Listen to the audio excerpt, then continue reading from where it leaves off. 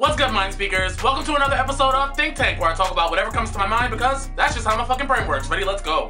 What should we start off with? Because we have a ton of shit to get today. Let's start off with Bill Cosby. Bill Cosby was finally sentenced to 3 to 10 years in maximum security prison. I know he thought he was going to be able to go home and live the rest of his life out on house arrest because he's old, but judge said fuck that. You're still a danger and a predator and a threat to women on the streets today. You could offend again, so you need to take your ass to jail. How do I feel about it? I mean, to be honest, I really don't feel about it. Like the rest of us, I've had to disconnect Bill Cosby from Heathcliff Huxtable. Like, you're not that person, you're Bill Cosby. I did not know Bill Cosby, I knew Heathcliff Huxtable. That's who I have an attachment to. I don't have a detachment to Bill Cosby because I don't know you and clearly you're a fucking monster. So realistically, I don't really care that Bill Cosby was in jail. The one thing I do want to address though is black folk. I know y'all hate to see black folk get punished, especially when y'all see white folk who are guilty not get punished all the time. But just because George Zimmerman did not go to jail, that doesn't mean that Bill Cosby should be on the streets. He just shouldn't. Two wrongs do not make a right. Both of their asses should be in jail. That's just the reality of the situation. Get what you're saying, but don't advocate for Bill Cosby in the process because you don't want to die on that hill.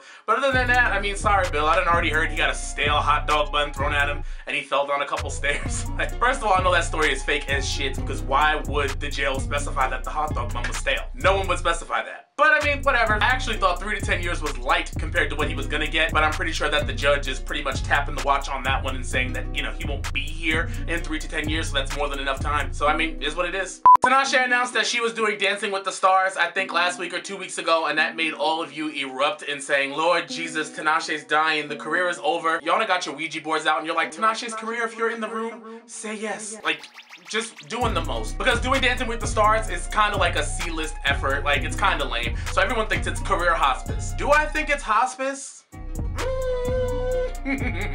It can be or it can't be. The way that it can be is that it is kind of corny, and so if you let your dancer choreograph corny shit for you, all that's gonna happen are the clips are gonna make their way to Black Twitter and niggas are gonna laugh at you. But if your dances are on point, like Normani kinda did, hit every move, eyes connected to the camera, really showing off that star power, it can work to your benefit. But Tinashe's gotta go out of her way to not be generic, because this is an even more generic move. And it goes back to what I said, where I think Tinashe's career and her management and everything is being run by white men, because even in the demographic of Dancing with the Stars, how does that improve Tinashe's situation with loving to make R&B music? The people that Dancing with the Stars are catering to don't want to hear Cold Sweat, don't want to hear Ghetto Boy, don't want to hear none of the shit that Tinashe likes to make. What do they want to hear? Flame.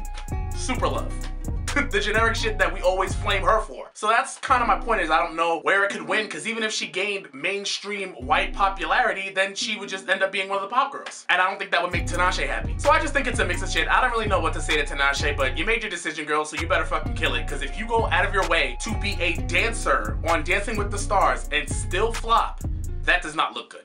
Jacquees and Ella Mai are all over my timeline because Ella Mai has a song out called Trip, which I really like. Really do like Trip. And Jacquees released a cover of Trip, not even a remix because I think it was exactly the same, but it's a cover of Trip and it got a lot of attention and it was snatched down. So now everybody thinks that Ella Mai is this little goblin that lived in the woods, and she saw on the internet that Jacquees released a poppin' remix to her song, and all of a sudden she was like, rip it down right now! And she sent the scathing emails to YouTube and SoundCloud and got them ripped down herself. Like, no, she did not. Ella Mai did not report all of them links as spam herself. It's called business. She signed to a whole label. Obviously, somebody at Interscope that owns the song was like, who is this taking away traffic and streams from my version of this song? No. And so they took it down. It's not like Ella Mai went out of her way to do that anyway. And isn't Trip like high on the charts right now? It's not top 10, but it's definitely top 30. But then again, you niggas just drag for the sake of dragging, and sometimes it's funny, but sometimes it's dumb. In this instance, it's dumb. She didn't do that herself. Tiffany Haddish is under fire because when she was at the Emmys, she was asked by a reporter basically, how do you feel about the lack of representation at the Emmys and the lack of black acts that have been winning awards? You know, do you want to speak on that? And Tiffany said this. So, the opening was great with all the talk of diversity and how it's the most diverse group of nominees ever, but Twitter right now kind of seems to have a backlash about how there have been only white winners tonight and how we still have so far to go, and there were so many wonderful actors and writers in all of the different categories that were nominated. Do you have any thoughts of how we kind of get to that next hurdle? Girl, no, I'm not, I don't know how to do that. I didn't go to college for that. I didn't even go to college, or nor do I know how to solve problems like that. If you was asking me how to structure a joke, I could help you with that part, but what you talking about right now, I don't know. I don't know. All I know is how to do my job. That's somebody else's job. I don't know that. I don't know. Can't answer that one for you. But I won. You know, I can see both sides of the story because there are a lot of people that are saying what's wrong with Tiffany Haddish not knowing or not having an opinion. That our black creatives do not sign up to be our black delegation, to be asked questions and answered for all of us whenever white people decide to make us speak up about civil rights.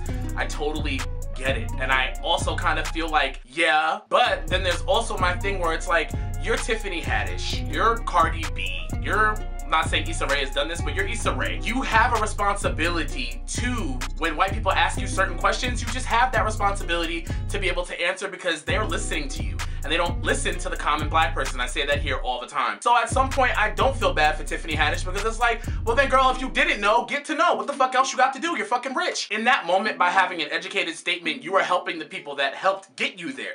So just have something to say about something and things that affect your average black person. You know what I mean? Like, you don't just tell jokes. You do mean a little bit more than that. But at the same time, I also understand that maybe she just didn't feel like answering that question that day.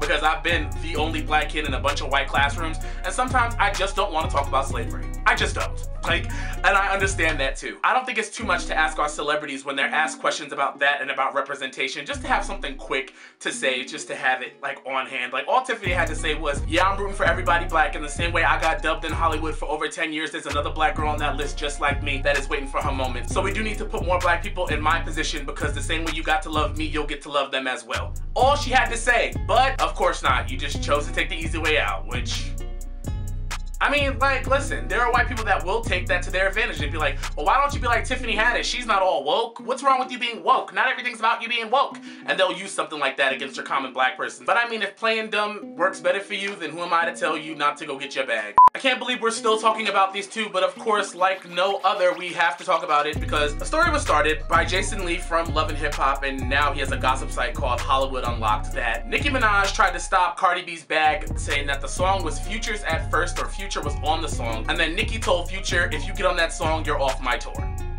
A tour that's not happening now anyway. But besides the point, that's the story now that everybody is taking and running with, and I just want to say this. Two things. One, eventually, Nicki Minaj is going to have to address what she has done to contribute to her negative perception, because there's no way that it's all coming out of nowhere. I'm pretty sure Nicki Minaj has had to cut a few necks to get where she has, the same way Jay-Z has, the same way every person in power has had to cut a few necks, including Cardi B. Because don't make me ask Swift why he ain't up there with you, but other niggas are. But anyway, so just a couple things. Let's play devil's advocate and just assume this is true, which is not, but let's assume it's true. Drip Off Rip to me always sounded like it was a song that got swept up off of the Culture 2 cutting floor and just given to Cardi B, and that's just kind of how I feel. I felt that way about Barty and Cardi as well. I think that Cardi B, after she signed QC and, you know, got with Offset, had the ability to access their beats, which is fine. That's what crews do. Young Money does that all the time with their records, or they used to, back when Drake was real. But anyway, but also on the sneak tip, if Nicki somehow mysteriously waved her magic wand and got Future taken off of Drip, then she did Cardi a favor, because I love Drip. And Drip sounds great with just the three Migos and Cardigan B. Don't need nobody else, so Future didn't really belong there anyway. Third of all, Drip was a huge song. If Future were to just blindly follow Nicki Minaj and just allow Nicki Minaj to tell him what to do, then he stopped his own bag, because bro, that's a huge song, why wouldn't you get on it? But let's get into the real shit, because I know everybody's gonna believe this story like they usually do, which I would believe it if it genuinely made sense, but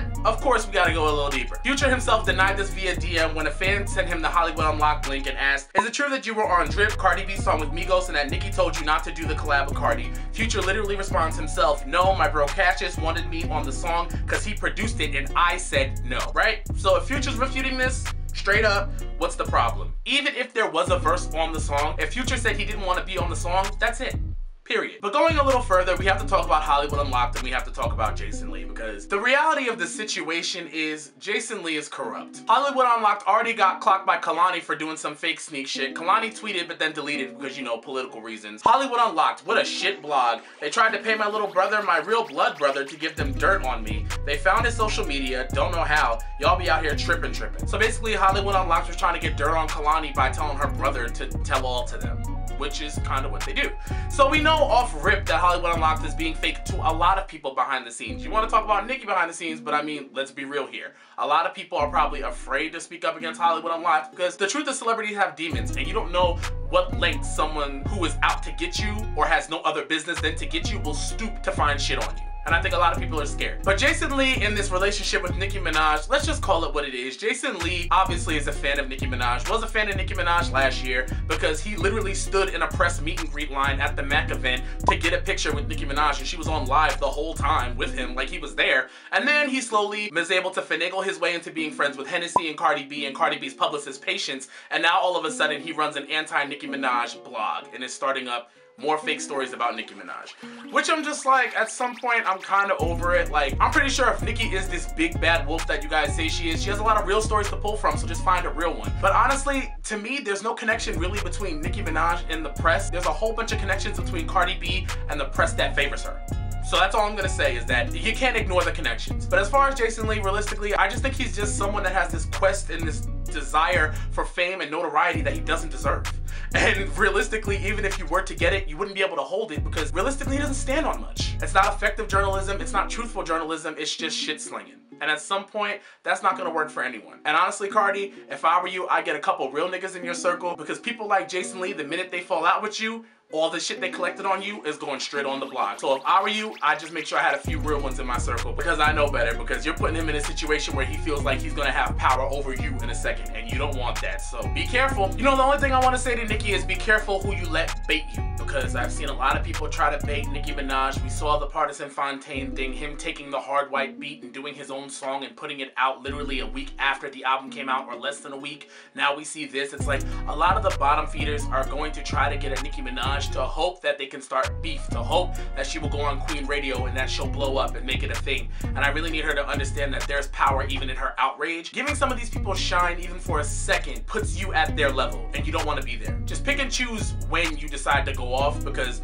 people are always gonna know, if I pick at Nicki Minaj, she'll get at me on Queen Radio. And then guess what happens? An increase in everything. So just be mindful, because the bottom feeders are out. Like, I mean, really, Nicki Minaj having beef with Jason Lee and Tiffany Fox and Jocelyn Hernandez and Jessica Dime. What? Apparently Kanye left all that space in his big ass suit in that I Love It video for his big mad, because Kanye West is obese mad, because he now has decided, since he says himself that he's out of the sunken place, that he wants to address everybody that's been talking shit about his wife. I think he called out Drake, Tyson Beckford, and Nick Cannon. Nick Cannon, of course, was gonna handle it classily and say, hey, come to wildin' out. Why? To plug his shit. I mean, Nick Cannon's not gonna fight you. And nobody cares about Kanye and Tyson Beckford beef. I damn sure don't. But what we're really here to talk about is that Kanye had some smoke for Drake, and he was pissed. He said, I don't like the fact that people are insinuating that you fucked my wife and you're not speaking up and saying that you did not fuck my wife. I was wrong allowing Pusha T to diss you on my beat. However, I was heavily sedated and that's not my fault. Basically absolving himself of all guilt and mess. He also said that he didn't play March 14th for Pusha. He doesn't know how Pusha T found out. Whatever. Because Kanye, we don't believe you.